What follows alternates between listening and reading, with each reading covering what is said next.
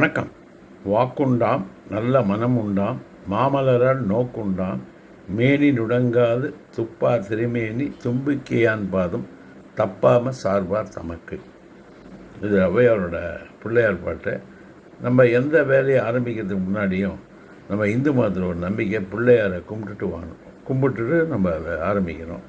இப்போ உதாரணமாக பார்த்திங்கன்னா லெட்டர் எழுதினா கூட மேலே பிள்ளையார் ஸ்ரீ போட்டு தான் ஆரம்பிப்போம். ஏன்னா அது வழக்கம். அதனால் பிள்ளையாரை கும்பிடுறது ஒரு ஆரம்பத்துக்கு ரொம்ப, ஏன்னா விக்னம் இல்லாமல் நம்ம செய்ய போகிற வேலை நடக்கணுங்கிறதுக்காக கும்பிடுறோம். அது மட்டும் இல்லை, ஜோசியத்துக்கே முக்கியமான கடவுள் பிள்ளையார் தான். பிள்ளையார் அது பிள்ளையார்லேயே நிறைய பிள்ளையார் இருக்காங்க. ஆனால் வடமுறை விநாயகர் இருக்கார், லட்சுமி விநாயகர் இருக்கார், நிறைய விநாயகர் இருக்காங்க. அதில் எந்த பிள்ளையார் ஜோசியத்துக்கு ரொம்ப உகந்த பிள்ளையார்னா உச்சிஷ்ட கணபதி அப்படிங்கிற பிள்ளையார் தான் ரொம்பவும் உகந்தவர். இந்த உச்சிஷ்ட கணபதி தான் என் குருநாதர் உபாசனை பண்ண ஒரு பிள்ளையார். அதாவது நான் கிருஷ்ணமூர்த்தின்னு சொன்னேன் இல்லையா, அவர் சாதாரணமாக கிருஷ்ணமூர்த்தின்னு நம்ம சொல்லக்கூடாது, பெரிய மகான். அதாவது ஜோதிடத்திலேயே பெரிய மகான். அவர் சைதாபேட்டில் இருந்தார். அவர் கிருஷ்ணமூர்த்தி பததி அப்படின்னு ஜோசியத்துக்கு ஒரு வழிமுறையை முறையாக கண்டுபிடிச்சார். அதில் என்ன விசேஷன்னு கேட்டால், அதில் சப்லாட் சிஸ்டம் அப்படின்னு ஒன்று கொண்டு வந்தார்.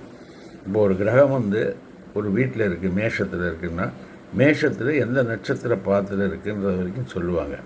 ஆனால் அவர் என்ன பண்ணார், உபநட்சத்திராதிபதி யார், உபநட்சத்திராதிபதிக்கும் உபநட்சத்திராதிபதி யார், அந்த மாதிரி துருவி உள்ளே போய் அந்த கிரகம் என்ன பண்ணும், நமக்கு நல்லவனா கெட்டவனா அப்படிங்கிறத கண்டுபிடிக்கிற ஒரு தன்மையை நமக்கு கற்றுக் கொடுத்தார். அதனால் பெரிய மகான் அவர், பெரிய மகான். ஜோசியத்தில் பெரிய ஒரு பெரிய ஞானஜி உள்ளவர். அதனால் அவர் எழுதின புக்கெல்லாம் நிறைய இருக்குது.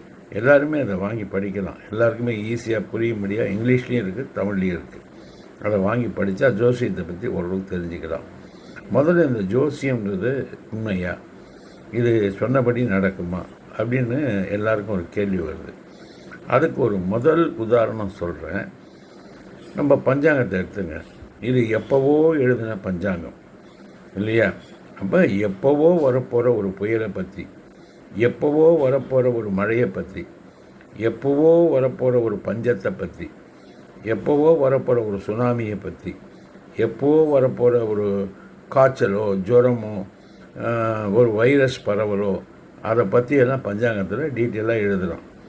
உதாரணமாக நம்ம பார்க்குறோன்னா சந்திர கிரகணம் எப்போ, சூரிய கிரகணம் எப்போ, இதெல்லாம் முன்னாடியே கணிச்சு வச்சிட்டான். இதெல்லாம் எப்படி கரெக்டாக நடக்குது? அவன் சொன்ன டைமில் நடக்குது, நாளில் மட்டும் இல்லை, டைமில் நடக்குது, அந்த செகண்ட்ஸில் நடக்குது. அப்போது ஏதோ கணிப்பு இருக்கிறதுனால தான் அது நடக்குது.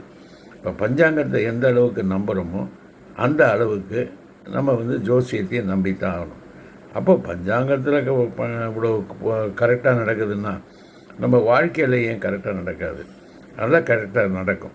அதனால் பஞ்சாங்கம் தான் நமக்கு முதல் நம்பிக்கை. அதனால் ஜோசியத்தை நம்ம நம்புறதுல தப்பு இல்லை. அதில் இன்னொரு நம்பிக்கையும் இருக்குது. அது என்ன நம்பிக்கைன்னா, சயின்டிஃபிக்காக ஒரு நம்பிக்கை இருக்குது. அது என்னங்கிறத நான் அடுத்த எபிசோடில் சொல்கிறேன்.